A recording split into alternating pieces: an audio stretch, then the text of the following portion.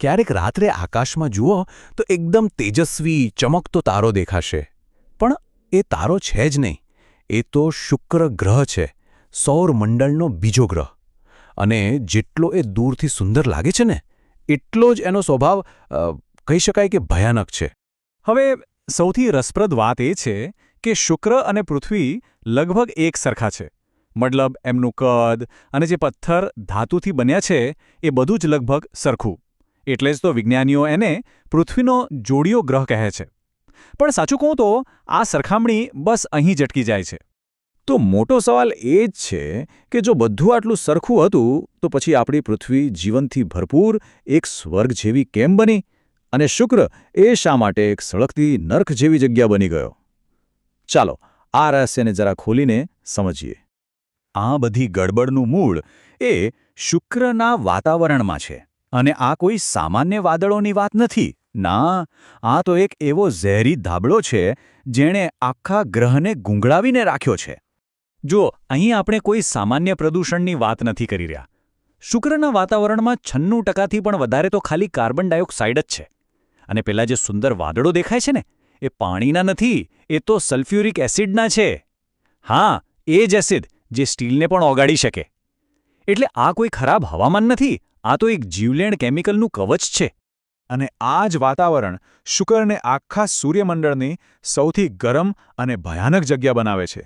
સાચે જ એણે આખા ગ્રહને એક એવી આગની ભઠ્ઠીમાં ફેરવી દીધો છે કે જેની ગરમીની આપણે કલ્પના પણ ન કરી શકીએ.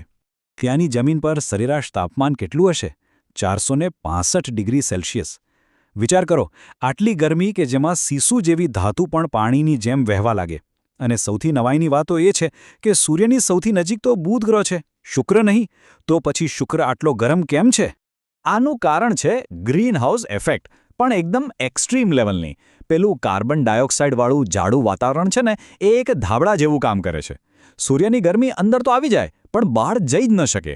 બસ કરોડો વર્ષોથી આ ગરમી અંદર ને અંદર ભેગી થતી ગઈ અને શુક્ર એક બેકાબૂ ભઠ્ઠી બની ગયો.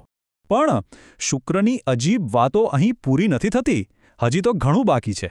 ખાલી ગરમી અને ઝેરની વાત નથી. અહીં તો સમય પણ ઊંધો ચાલે છે. એમ સમજો કે આખી દુનિયા જ ઉલટી છે. સાંભળીને કદાચ વિશ્વાસ નહીં આવે, પણ શુક્ર ઊંધો ફરે છે. હા, પૃથ્વી અને બીજા બધા ગ્રહો જે દિશામાં ફરે છે એનાથી બિલકુલ ઉલટી દિશામાં. એટલે શુક્ર પર સૂરજ પૂર્વમાં નહીં પણ પશ્ચિમમાં ઉગે છે અને આથમે છે પૂર્વમાં. અને સમયનું ગણિત તો એનાથી પણ અજીબ છે.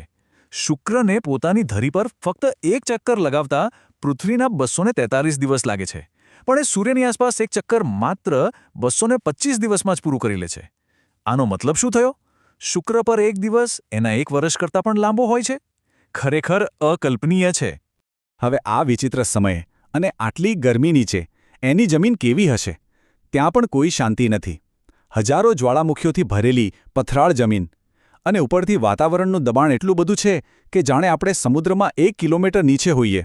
કોઈ પણ વસ્તુને 1 સેકન્ડમાં કચડી નાખે. તો આટલી બધી ભયાનક વાતો જાણ્યા પછી ચાલો પાછા પેલા સવાલ પર આવીએ. આટલો સુંદર દેખાતો ગ્રહ આખરે કેમ આપણા માટે એક નો ગો ઝોન છે? સદીઓથી લોકો એને સવારનો તારો કે સાંજનો તારો કહે છે, કારણ કે એ ખૂબ જ તેજસ્વી દેખાય છે. ખરેખર ચાંદ પછી આકાશમાં સૌથી વધુ ચમકતી કોઈ વસ્તુ હોય તો એ શુક્ર છે. પણ આ જ તો વિરોધાભાસ છે.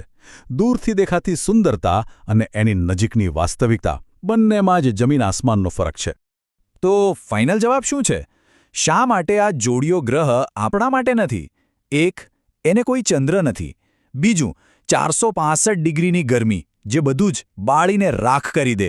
અને ત્રીજું, અને સૌથી મુખ્ય, એનું વાતાવરણ જે ઝેરી છે, દબાણથી કચડી નાખે છે અને એસિડથી ઓગાળી દે છે.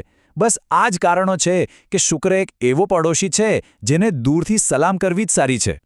પણ શુક્રની આખી વાત એ માત્ર બીજા ગ્રહની વાત નથી. એ એક પ્રકારની ચેતવણી છે. એ આપણને બતાવે છે કે કોઈપણ ગ્રહનું સંતુલન કેટલું નાજુક હોય છે. એક ગ્રહ જે આપણા જેવો જ હતો, એનો આવો હાલ કેમ થયો?